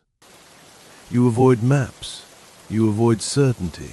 That's how legends survive, not by truth, by omission. Years pass. The knocks stop entirely. You almost miss them. That thought scares you enough to leave the room and stand under open sky. You need distance from walls. One morning you find dirt on your shoes. Fresh, red-brown forest soil. You live nowhere near trees, your heart races. But there are no memories attached, just residue. You wash the shoes and throw them away. That night, you dream of walking upright through trees that part without sound. You wake with sore muscles. You do not check your phone. You do not want timestamps. You realize then what it truly took from you. Certainty. You will never again believe the world is fully mapped.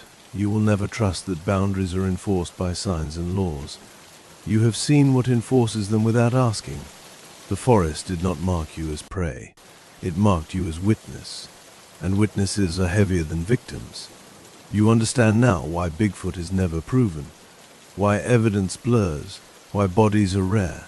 Because proof would invite conquest, and the forest does not tolerate that. You are older now, quieter, still listening, still refusing to answer. You have become very good at not knocking back. There is only one thing left for the forest to decide, whether it needs you anymore. The final sign does not come from the forest. It comes from you. You wake one morning with the certainty that something has changed, not around you. Inside you, the listening part of you has gone quiet. For years, awareness sat just beneath every thought, a readiness that never slept. Now it feels distant, like a muscle that has not been used in a long time. You do not feel relief, you feel loss. You test it. You visit a park at the edge of the city, tall trees, old growth spared by zoning laws. You wait, nothing rearranges, no paths widen, no silence presses back. The forest does not acknowledge you. That is when you understand you have been released, not forgiven. not forgotten, set aside. The forest does not keep witnesses forever. Witnesses age. They weaken. They grow loud or careless. Eventually they become liabilities. You have passed the point where you are useful. The realization brings an unexpected grief. You did not want to return, but you did not want to be erased either. Being seen, even by something terrible, had weight. Now you are only human again. The dream stopped completely. No paths. No shadows. No walking. Your sleep becomes deep and blank. You wake rested for the first time in decades. Years later you hear about new sightings, different regions, different witnesses. The descriptions are familiar. The confusion is the same. You read without emotion. You are no longer part of the pattern. You finally understand Bigfoot's purpose. Not a monster, not an animal. A boundary, a response. Something the forest shaped to keep balance when humans pushed too far inward. It is not hiding. It is standing exactly where it needs to stand, just beyond certainty. You were spared because you stopped, because you listened, because you did not try to follow when the path opened. That restraint mattered. Most people never learn the rule. Those who chase proof do not come back. Those who wait are sometimes allowed to leave. One final knock comes years later. Not on a wall, not in a dream. A memory surfacing without warning. 3 slow beats in your chest. You pause. You listen. Then it fades. You smile, sadly. That was not a call. It was acknowledgement. You live the rest of your life quietly. You avoid forests, not out of fear but respect. You tell stories badly on purpose. You leave details out. You let legends stay soft. When people ask if you believe in Bigfoot, you shrug. Belief is not the right word. You say some places are older than us, some boundaries enforce themselves. That answer satisfies most people. The rest would never listen anyway. On your last walk, late in life, you pass a line of trees. For a moment the wind stops. The space between trunks widens just slightly. Out of habit, you stop. You do not step forward. The forest holds still, then closes. That is enough. You continue down the road. Behind you, something massive turns and walks away, not in disappointment, in completion. The world keeps pretending it is fully known. The forest keeps its borders, and somewhere between them, legends continue doing their quiet work. You were never meant to prove anything, only to survive long enough to understand. Now you do. Story 4. The first thing I noticed was not fear. It was inconsistency. Animals began behaving incorrectly long before anything frightening happened. Dogs that watched instead of barked. Horses that refused to cross open ground they had used for years. Birds that landed too close and stayed too long, heads tilted as if listening for instruction. Everyone blamed weather, or sickness, or said the land was changing. The land was not changing. Something on it was learning. I lived far enough from town that quiet was normal. At night, silence had layers, wind through scrub, insects clicking unevenly, distant engines fading into nothing. Then one night the silence flattened. Everything stopped at once.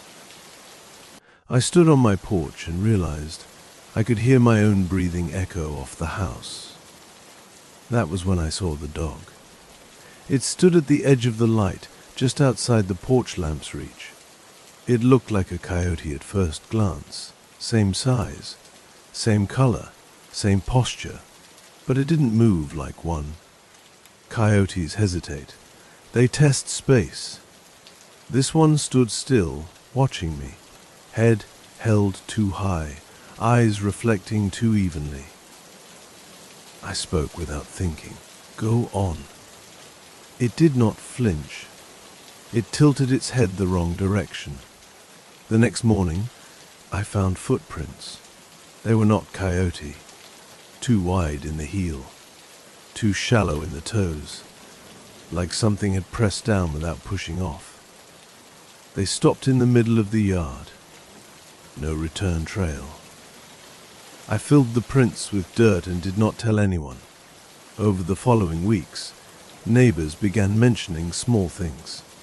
A woman said her brother waved at her from the road, but didn't recognize her when she called his name. A rancher said his cattle followed someone into the hills and came back restless, refusing to settle. A child said her mother came into her room at night and stood too close to the bed, smiling without speaking. Everyone laughed these things off. Everyone except the animals. Dogs stopped sleeping indoors. They positioned themselves facing doors. They growled at corners of rooms that looked empty. One dog ran headfirst into a fence hard enough to break its neck, trying to escape something only it could see. No one asked what it was running from. I began keeping my lights on at night, not because I was afraid of the dark, because I wanted to see reflections in windows. I wanted to know if something stood where it shouldn't. Most nights, nothing happened. That was worse. The first voice came during a dust storm. Visibility was poor. Sound carried strangely. I heard my name from behind my house. The voice was correct in tone, correct in pitch, incorrect in rhythm. It paused in the wrong places, stressed the wrong syllables, like someone repeating words they had practiced but didn't understand. I did not answer. The voice repeated my name 3 times, then stopped. The storm passed. There were footprints near the back door, bare feet, too long. I asked an elder from a nearby community about it without using specific words. I described behavior. I described imitation. I described watching. He told me not to say the name. He told me that noticing is how they decide who matters. Then he asked me how long it had been watching me. That was the first time fear arrived. He said they practice voices, they practice posture, they practice timing. They do not rush replacement. They observe until no one would question the difference. Violence, he said, is a correction. That night I locked my doors for the first time in years. At exactly 2:17 a.m., something tried the handle, not rattling, testing. A pause, then a soft knock, polite, human. A voice spoke through the door. It sounded like my neighbor. It said my name. It said it needed help. It said it was hurt. The voice was almost perfect. Almost, I recognized the mistake. It used my full name. No one ever did. I did not move. The voice grew irritated, then calm again, then confused, then angry. Each shift happened too fast, like flipping masks. Finally, it stopped speaking. I heard footsteps walk away on 2 legs, then 4. The next morning, my neighbor was fine. He had not come to my house. He had not been hurt.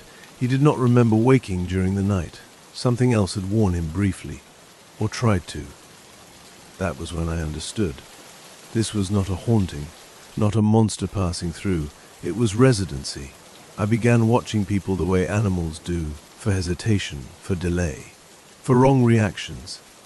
I noticed how often smiles arrived late, how eyes lingered too long on mouths instead of faces, how voices copied emotion without carrying it. Once you see it, you cannot unsee it. And once they know you can see them, they do not hide the same way anymore. The practices became bolder. A woman stood in the road at night, waving cars to slow down. Her arms bent oddly. Her legs were too stiff. Drivers swerved around her instinctively. No one stopped. She watched them go with something like disappointment. The land stayed quiet. Too quiet. Like it was holding its breath. Once I understood they practiced, I began noticing their failures. Not dramatic mistakes, small ones. A man waved back a second too late, like he had to remember how. A woman laughed after everyone else stopped. A child answered questions correctly, but with no curiosity. People blamed exhaustion. I stopped blaming anything. Children noticed first. They always do. A little boy refused to get into his mother's truck, screaming that she smelled wrong. A girl said her uncle blinked too much and not enough at the same time. Adults corrected them. Adults always stopped correcting themselves. They no longer approached the wrong people to check. They avoided entirely.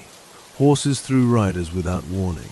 Dogs backed away with their tails stiff, never turning their backs. Cats stared until they were carried from rooms. The first violent correction happened quietly. A ranch hand went missing for one night.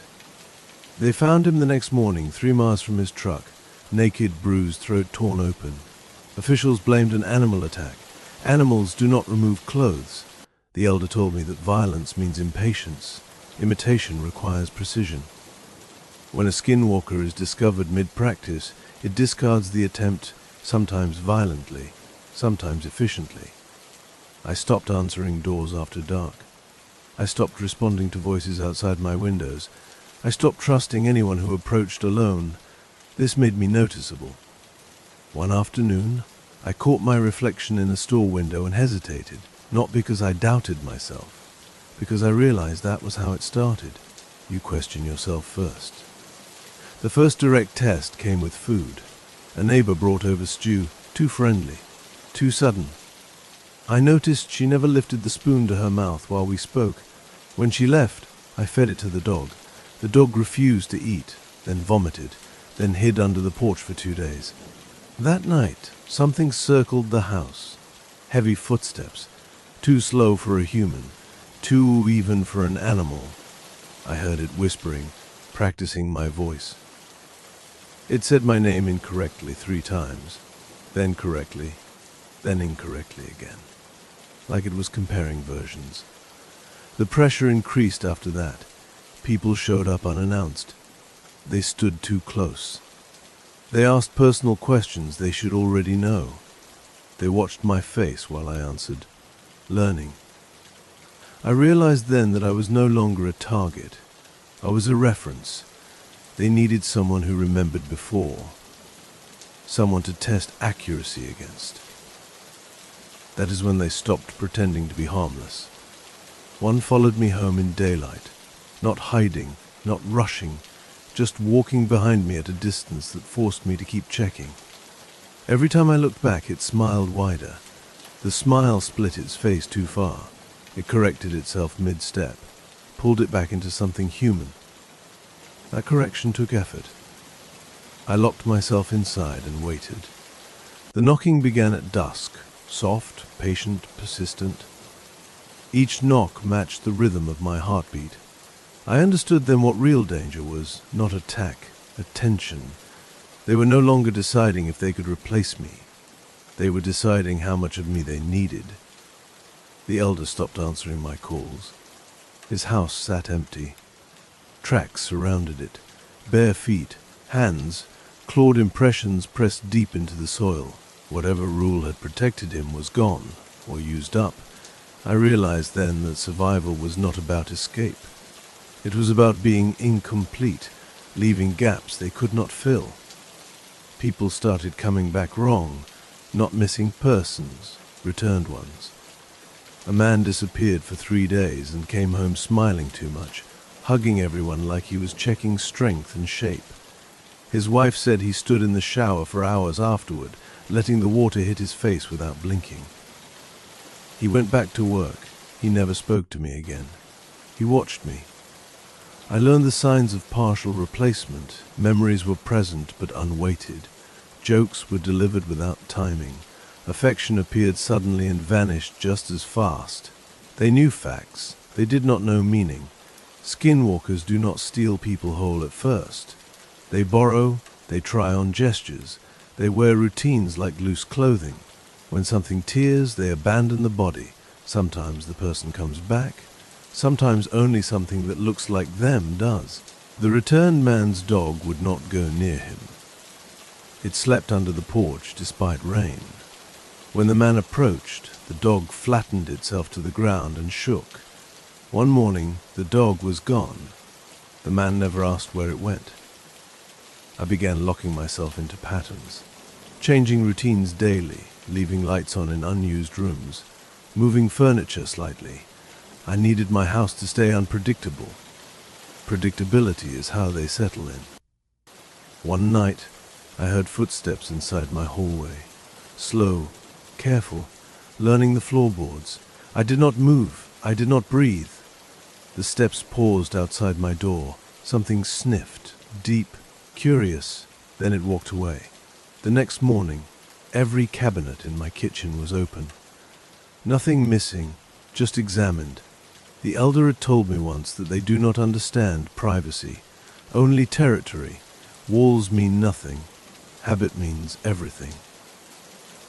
A woman I knew began speaking to herself in public, not muttering, practicing. She repeated sentences with slight changes, testing which sounded most natural. When she noticed me watching, she stopped. Her smile arrived too fast. That night, she stood outside my window. She used my mother's voice perfectly. She asked me to let her in. I had not heard that voice in years. I sat on the floor and cried without making sound. The voice waited, then left. They learn pain by causing it. They learn emotion by provoking it. They do not feel guilt, only calibration. The first time I saw one lose control happened near the highway. A skinwalker wearing a man stepped into traffic. Cars swerved, horns screamed. The body moved incorrectly when struck. Too flexible, too loose. It stood back up wrong. Drivers fled. The thing walked into the brush on 2 legs, then 4. The authorities closed the road for hours. No body found, no blood, no answers. I realized then that they were escalating, learning speed, learning strength, learning consequences. I stopped sleeping in my bedroom. I slept in different rooms each night, sometimes on the floor, sometimes sitting upright. Sleep made me vulnerable to rehearsal. One night I woke to find myself standing in the hallway, barefoot, facing the door. My hand raised to knock. I lowered it slowly and backed away. I did not remember getting up. They had begun using me to practice through, testing influence, testing suggestion. I was not prey. I was a doorway. The town thinned. Families left quietly. Houses went dark. No for sale signs, just absence. The skinwalkers adjusted by spreading out. Less clustering, better camouflage. I started writing things down, names, dates, small behaviors. I hid the notes in multiple places. If I disappeared, I wanted a record. That night, something read my notes.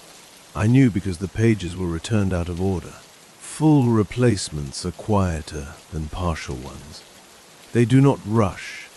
They take time choosing bodies that already fit. People who lived alone. People who were rarely questioned. People whose absence could stretch without alarm. These were the easiest shapes to keep. The first full replacement I confirmed was a woman who ran the gas station. She had always been forgettable. That was why it worked. Her movements became smoother. Her voice lost its small hesitations. Her eyes stopped darting. She remembered everyone's purchases with unsettling precision. She never forgot a face. What gave her away was boredom. Human boredom is restless. Hers was patient. When the store was empty, she stood motionless behind the counter, hands placed carefully, eyes unfocused but alert, waiting. I watched 2 skinwalkers encounter each other once. They did not acknowledge one another. They adjusted posture, distance, direction, like predators sharing a watering hole.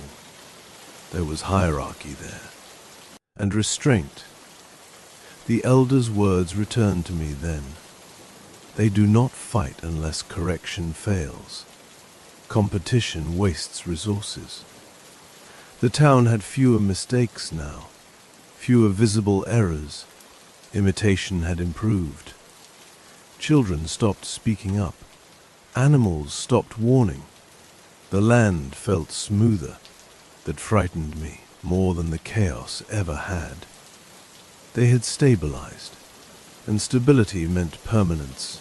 One night I woke to voices inside my kitchen, not whispering, conversing, low, measured, unemotional.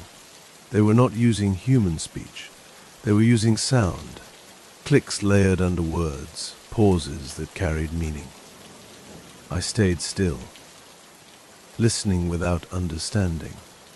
Then one voice spoke clearly, not imitating anyone, not wearing a voice. It spoke directly, "You remember too much." The words were not threatening. They were evaluative. I felt assessed. I realized then why they hadn't replaced me. Memory fidelity. Witnesses preserve baseline reality. Without witnesses, imitation drifts. Errors compound. They need contrast. I was not allowed to disappear. I was maintained. After that night, they stopped hiding from me. They did not reveal themselves either. They acknowledged my presence. People I passed would nod, pause, make eye contact a fraction longer, enough to confirm recognition. The gas station woman began leaving me notes on receipts. Short phrases, neutral, observational. "You walk differently now. You do not sleep well. You are changing slower." I stopped going there. The notes appeared anyway, on my porch, in my mailbox, inside my house, always neatly placed, never aggressive. One Skinwalker tried to improve too fast. It chose a man with children. The children noticed immediately. The correction was violent. The house burned. Officials called it an accident. They always do. I understood then why children were removed first. They are poor control subjects. They do not accept near enough. I started aging faster than expected. Stress, hypervigilance, something else. I felt preserved but thinned, like a reference copy used too often. They began asking questions through others. Indirect. "What do you think of him? Does she seem different?" "Have you noticed changes?" I answered carefully, vaguely, incompletely. That frustrated them. Imprecision slowed improvement. One night, something sat on the edge of my bed. The mattress compressed deeply. It did not touch me. It watched my breathing, learning sleep. It said my name without sound. I felt it instead. A pressure behind my eyes, a memory not mine. "You will stay." It communicated, not as a demand, as an assumption. I realized escape was no longer physical. It was conceptual. I needed to stop being useful. I began corrupting my own behavior, forgetting things deliberately, responding incorrectly, breaking patterns, lying badly. I practiced being inconsistent. They noticed. Concern replaced confidence. They began watching more closely. One confronted me directly. No disguise, no borrowed shape, just suggestion. A pressure where a face should be. "You are degrading." I told it I was tired. That was true. It withdrew, not angry, calculating. I understood then that usefulness had an expiration date, and I was nearing it. They did not remove me immediately. That told me everything. If elimination was simple, I would already be gone. Instead, they adjusted their approach. They began isolating me. People stopped visiting. Neighbors crossed the street to avoid me. Phone calls went unanswered. Messages were left unread and never replied to. I was still visible, but no longer included. Isolation improves observation. Without interference, patterns emerge faster. I understood their reasoning, I hated how effective it was. They began testing memory extraction. It started with dreams, not vivid, administrative. I would wake remembering conversations I never had, faces I didn't recognize, names that felt used. I realized they were rehearsing inside me, borrowing recall pathways, comparing stored reactions. I was being treated like an archive. The physical violence started after that, not disguised, not explained. A man-shaped thing waited beside my car one morning. Its joints bent too freely. Its skin hung wrong. It struck me once, experimentally, hard enough to break a rib, not hard enough to kill. Pain, I realized, was calibration.